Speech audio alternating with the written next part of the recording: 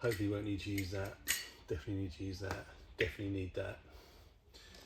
You just need your flange, screws, and a nice screwdriver. Don't want to do it too tight. So normal screwdriver, not electric. I've just pulled the liner in just a little bit, give me a little bit of slack. So that when the water goes in, it's not pulling it out, ripping it. So there's a nice little bit of loose slack there, just to take that out.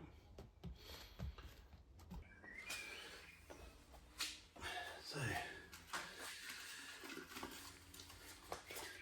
right, so bottom drone, it was so hot in here the other day that my camera wasn't working too well. Used all my used my hard drive up doing YouTubing, so I had to have a break with my phone. Plus it was about 42 degrees in here, so it was a case of get it done, get out. So yeah, so I thought I recorded it, to be fair, but my phone obviously cut out. So all I really did was just cut like a valve with the Stanley knife, cut across in 4 and trimmed around the edge, and whacked a load of silicone in underneath, and then just put the flange on the top. Just screw it down gently. You need to leave a a good chunk of silicone underneath there, so you don't want to go too tight, but just until it starts to squeeze out. And yeah, I've got a really good bond and lip around the edge there of silicone, so I'll just go around later on and just trim that up and make it nice and smooth. But yeah, there's 2 big beads of silicone, one round the outside, one on the inside. Put the flange on, screw it down. As you're screwing it down, it squishes out the back and squishes out the front. Yeah, basic as that really. And then you just trim this to size. Get your dome on the top. There's too big a gap, so you can just trim down the tube to the size that you want it to sit. Yeah, so there you go. Bottom drain done. Simple as that. It's just a lot cooler now.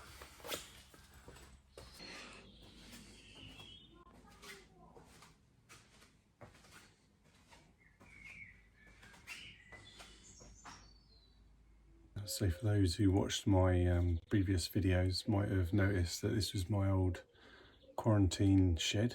Had loads of filters over there, and that's in a previous video. Dismantled all this, and actually I'm using the quarantine tanks as filters in my new pond, but this was always meant to be the quarantine shed. So yeah, I had a load of blocks left over from the pond, so yeah, the dig has started. Let me just spin you around. So I've removed half the floor, and yeah, this is going to be a pretty good size quarantine pond. Again, I'm going to do double skin. I thought about doing single skin wool, but just can't bring myself to do it. I had a single skin pond blow out on me before in my old house, and the water just went everywhere. So probably definitely overkill for in here, but I'm just going to do double skin around the walls. And I've been really lucky to find on FaceBay Marketplace a 1.2 metre by 1.2 metre square koi window. So there'll be a massive window in here, and then double block all the way around. So as you walk in, it's going to be a big old window right there, which is going to look super cool. And I think this will probably stay, but I'm just going to have to insulate it a lot more. That was a move-in bed filter, but I'll probably turn that into a little fry tank. I think it'd probably be fry tank, quarantine and grow on tank, and then the big indoor pond for my kind of Nisai and older fish. So yeah, so there you go. That's the current project of the big dig out number 2. Good bit of evening digging. That's about as far as I got. I have to call it a night.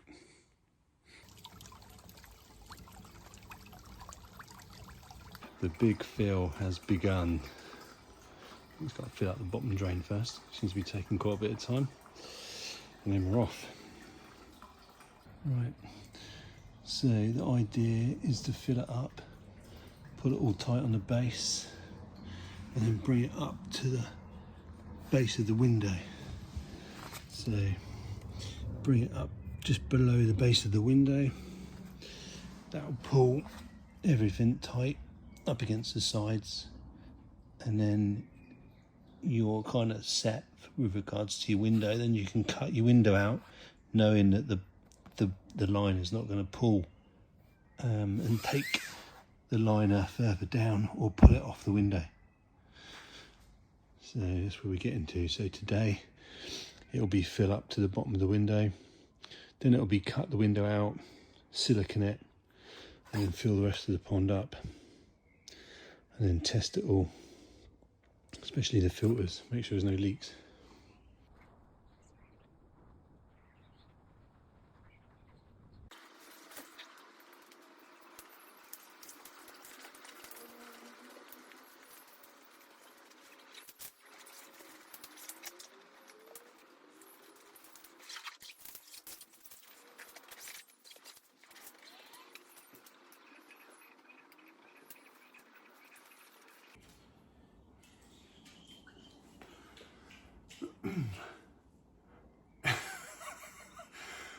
This might take a bit of time.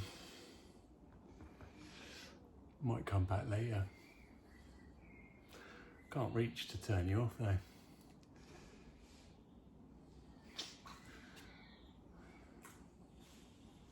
I've tried like smoothing out the creases, but it's got a bit boring already, to be honest, and I don't think it was really doing anything. So just gonna let it do its thing.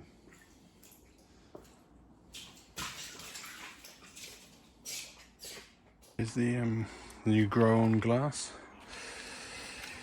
Gonna bed that in, probably give it 10 centimeters because I don't need the whole thing to be showing, so probably 10 centimeters all the way around. Yeah, it's nice double. But yeah, right result. Got it cheap as chips off Face Bay Marketplace, so result.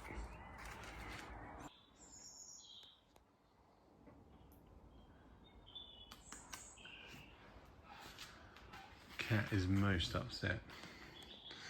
Most upset. He'd been spending quite a lot of time rolling around in there. Now he just likes rolling around in the dirt.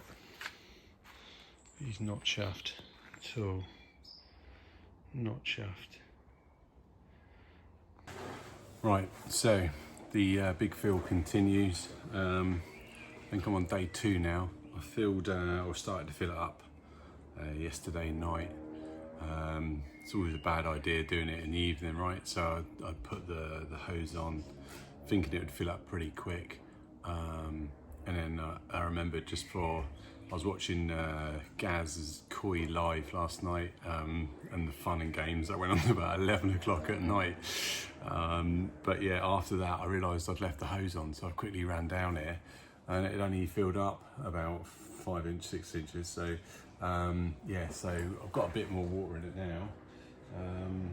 What I've noticed, not in this corner or the other corner, the pond build, I don't know about anyone else, but I'm not a professional builder, so when I built the blocks, that end was, I think, 1 centimetre longer than this end. So this end, sorry, that's 1 centimetre shorter than this end.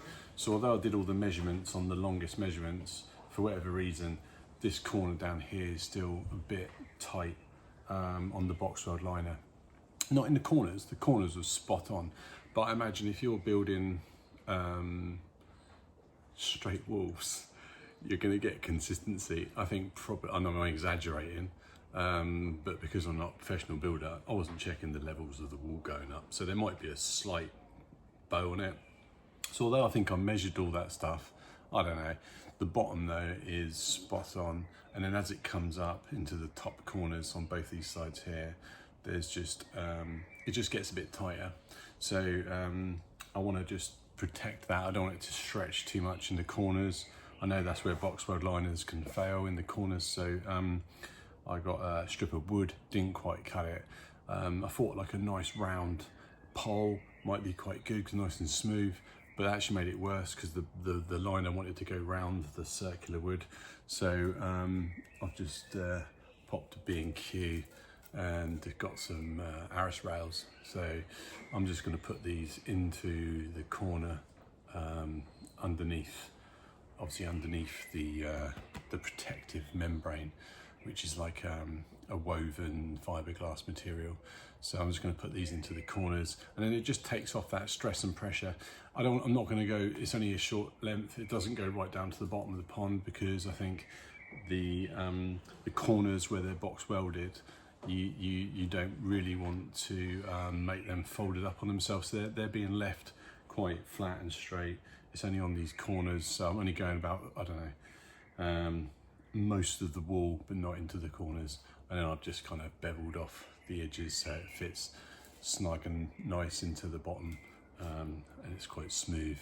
So I suppose it's nothing different to than if you were smoothing off the corners, like you would do in the old days. You know, you used to smooth off the corners so nothing was 90 degrees, and then the water would spin round nicer. So it's no different to that really. I'm just using a bit of wood just to bevel it off.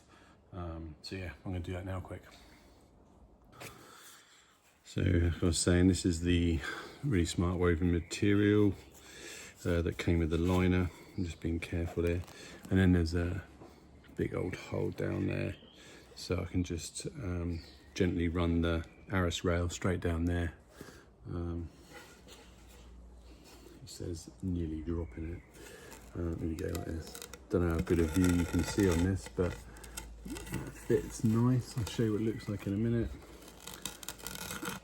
This stuff's really grippy, but that's just going down nicely. Just taking my time.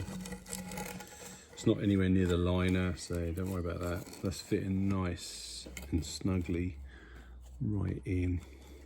And then we're nearly there. Just going down to the bottom there. Just going to open the bottom.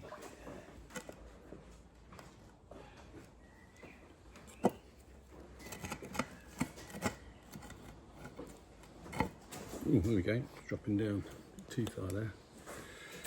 I'm just going to take that back up. I kind of want it just about there, spot on.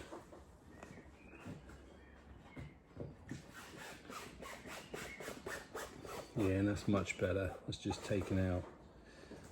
Let me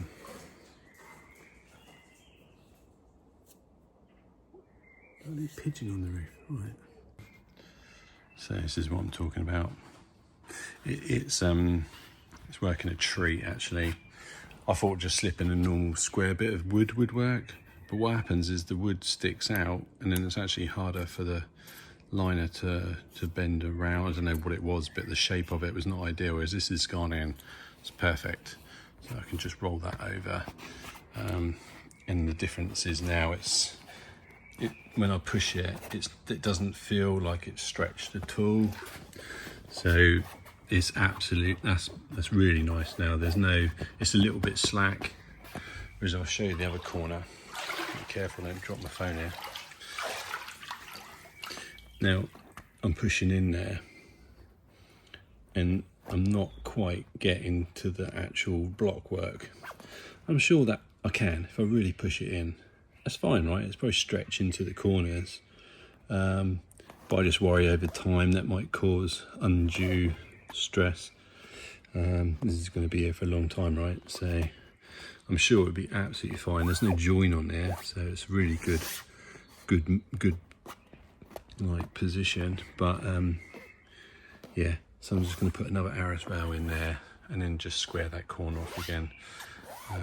Yeah, just to give me a bit more peace of mind, make sure that I'm not causing any long-term stress on the liner. This water's coming out through, it's coming out through the tap, but it's going through my filters, so it's quite slow, to be fair. It's nowhere near full bore, so that's why it's taking so long. But it won't be taking out all of the chlorine, but it'll be taking out some of it, and then I'll do pond detox. But I'm stood in here and it's absolutely toasty already. So this roof, I mean, it's in full sun, so it got up to 42 degrees yesterday. And when I was fitting that, when I was fitting the old bottom drain the other day, went up to about 43, 44. It was boiling in here. So yeah, I think it's the ambient temperature in here is just 10, 15 degrees higher than outside. Even in the evenings, it's been pretty good. So yeah, I mean, the water, I don't know what the temperature is, I have to check it, but the fish are going to love it in here. It's going to be proper toasty without having to do any kind of heating at all in the summer, which is going to save me quite a bit of money. I will look at an air source heat pump longer term, but for this year, it's going to be seeing what temperature it gets up to, just with the thermal, whatever it's called, thermal intake or something. I don't know, whatever it is. It's free. That's what it is. It's free. Right. So I don't know if you can see that now, but now that I've put that in there, it's just taken all of that stress. So it's the right result. It's just a nice beveled off edge, no stress points at all the way down. And then it actually finishes about here. So the corners are, I don't know if you can see that. Let me have a look. Take you down. Be careful with my phone here. So yeah, you can see.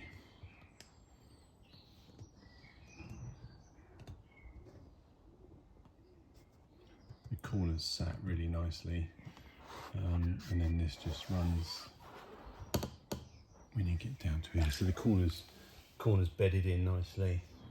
The welding on the liner is perfect, and then it just comes up slowly. There's no real pressure on this bottom corner here, and then it just goes into this bevel, which is really nice. So just to explain my next steps, filling the water up to the bottom of the window, which is, I've just sat in the blooming water, got a wet bum, brilliant. I'm taking the water up to the bottom of the window, which is right there. So a little bit of a way to go yet. And then that just gives you your starting position to be able to seal the window, seal the glass to the liner. So obviously once it hits that bottom point, it's fully stretched, then I know that I can cut and it won't be pulled or stretched or anything like that, because it would already reach the bottom of the window. So any tension would already be there, so it's allowed it to bed in properly. And then then you can just cut out your shape, silicone it, fill it up, and you know that the base won't be pulling down and cause you any problems with the bonding, or I think if you bonded it to the window now, you might not get the same fit. It might be too slack, or it could be too tight, which would be worst case scenario, and the bond would be pulled upon.